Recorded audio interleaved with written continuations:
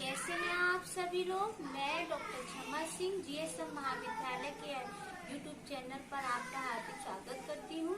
बच्चों, मैं पुनः आप लोगों के लिए नया वीडियो लेके आई हूँ। हिंदी साहित्य की विधाएं और हिंदी साहित्य के बारे में कुछ अच्छी जानकारी दूंगी। आपको कम समय में इन विधाओं के बारे में मैं समझाती हूँ। चलो हम और आप इन विधाओं के बारे में समझते हैं।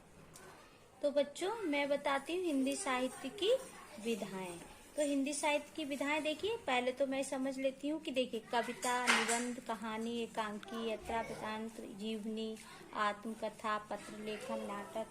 तो सबसे पहले ये मैं साहित्य के बारे में समझती हूँ, आपको समझा रही हूँ कि समाज का उत्थान पतन, उसकी विचारधाराओं एवं उसकी चेतना के विकास के मूल स्रोत को हृदय संगम करने के लिए साहित्य की विभिन्न विधाओं का ज्ञान और अध्ययन अत्यंत आवश्यक होता है। क्यों? क्योंकि हजारों वर्षों की दबी हुई भावनाएं, अनुभूति एवं सुख दुख से संबंधित विचार श्रृंखलाएं केवल साहित्य के माध्यम से ही समझी और जानी जा सकती हैं। क्यों? क्योंकि प्रत्येक जो है ना विधा है ना, वो उसकी एक अपनी महत्व है, उसका एक अपना महत्व है। साहित्य का प्रवाह अखंडित होता है और साहित्य की अखंड परंपरा का निरूपण करना ही हिंदी विधाओं का मुख्य प्रयोजन होता है। क्योंकि जो उच्च प्राथमिक स्तर की जो आपकी विधाएं हैं, कविता, निबंध, ये सब जो है साहित्य आपकी अभिव्यक्ति है। तो अभिव्यक्ति आपके अंदर अंतर मन में जो चल रहा है उसकी अभिव्यक्ति है, उसे बोलने को बोलते हैं। तो देखिए कविता का, और पहले तो मैं आपको अभी एक एक पॉइंट समझाऊंगी क्योंकि समय को रहते हुए अभी मैं कविता को लेती हूँ। कविता का अर्थ एवं परिभाषा, ठीक है। तो कविता का अर्थ क्या है? कविता क्या है? कविता एक मानवीय भावों की सहज अभिव्यक्ति ही कविता है।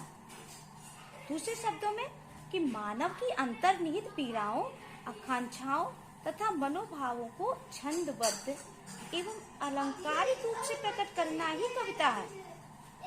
कविता में सत्यम, शिवम, सुंदरम की ऐसी अलौकिक रसधार प्रभावित होती है, वही कविता है।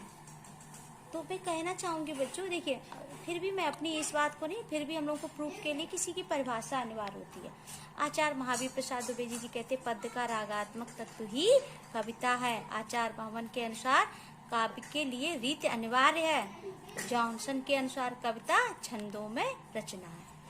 तो इस तरीके से मैंने कविता समझाई। उसके बाद में बच्चों थोड़ा सा शॉर्टकट में लेती हूँ, आपको हिंदी काव्य के साहित्य का विकास के बारे में हल्का सा बता देती हूँ, क्योंकि आपके इसमें सेमेस्टर में चल है। आदिकाल का वीर गाथा काल संवत 1050 से 1375, भक्ति काल पूर्व मध्यकाल संवत 1375 से 1700 वर्ष, और रीत काल उत्तर मध्यकाल संवत 1719 वर्ष, और आधुनिक काल संवत 19 वर्ष से अब तक। तो मैं अभी आदिकाल को लेती हूँ क्योंकि आदिकाल के बाद मैं दूसरे को अगली वीडियो में इसी तरह से एक एक काल समझाती हूँ। अब बच्चों आ गया हमारा आदिकाल। आदिकाल जो है ना क्या है? ये जो वीर गाथा काल जिसे बोलते हैं। हिंदी साहित्य सामान्य रूप से आदिकाल से ही प्रारंभ होता है, क्योंकि आचार्य रामचंद्र शुक्ल ने इस काल का नामकरण वीर गाथा काल किया है। ये भी पॉइंट आ जाता है कि वीर गाथा काल किसने कहा? आचार्य रामचंद्र शुक्ल जी ने। उनका कथन है कि आदिकाल की इस दीर्घ परंपरा के बीच प्रथम 150 वर्ष के भीतर जो साहित्य की किसी विशेष प्रवृत्ति का निश्चय नहीं होता है, उसी में जब मुसलमानों के चढ़ाइयों का आरंभ होता है, तब से हम हिंदी साहित्य की किसी विशेष प्रवृत्ति को एक विशेष रूप में बंधी हुई पाते हैं। राजाश्रित कवि अपने आश्रिताओं के पराक्रमपूर्ण चरित्रों का वर्णन करते थे, और यह प्रबंध परंपरा रासों के नाम से जानी जाती है, जिसे लक्ष्य करके ही हमने इस काल को वीर गाथा नाम दिया है। ये कहना है रामचंद्र शुक्ल जी का। तो बच्चों मैं आपको बताऊं कि जैसे हिंदी साहित्य का आदि कवि हम लोग सरहपा को मानते हैं। काफी कुछ बच्चे जो है ना समझ नहीं पाते हैं कि सरहपा, अब ऐसे सभी जानते हैं, कुछ बच्चे बीए के हमारे ऐसे हैं वो सस्पेंस पर रहते हैं कि ये सरहपा है क्या। तो बच्चों सरहपा जो है आपका एक सबसे पहले राहुल सांस्कृतायन जी ने 84 सिद्धों के नामों का उल्लेख किया है, और ये सिद्ध जो है ना अपने नाम के पीछे पा जोड़ते थे। पा आदरार्थ नाम पाद शब्द था। कुछ प्रमुख सिद्ध निम्नलिखित हैं, जैसे सरहपा है, लुईपा है, कंडहप्पा है, और डोंडिप्पा है, कुकुरिया, शबरप्पा, शांतिप्पा, दंतिप्पा, नागार्जुन लिप्पा, छत्रप्पा, मलिपा आदि इनके व्यक्तित्व इसमें छुपा हुआ है। तो ये बहुत आदिकाल की मैं बात बता रही हूँ, इससे जुड़े हुए बहुत ये जो ना जो मैंने नाम लिए अटपटे हैं, लेकिन ये बहुत जरूरी है। तो आप ये देखिए, सरहप्पा जो है ना, आप सरहप्पा के बारे में समझ लिए। इनका जन्म क्षत्रिय कुल में 780 ईस्वी में हुआ था। इनके गुरु सरहप्पा थे। शबरों का सा जीवन व्यतीत करने के कारण ये शबरप्पा कहलाए। तो ये क्या है, ये एक बहुत बड़ी कमेटी थी, बहुत लोगों के बीच को मिलके एक ये कवियों का वर्णन है। काफी लोग इसमें जुड़े हुए थे सरहप्पा में। तो उसमें आपके ये आपका लुईपा आ गया।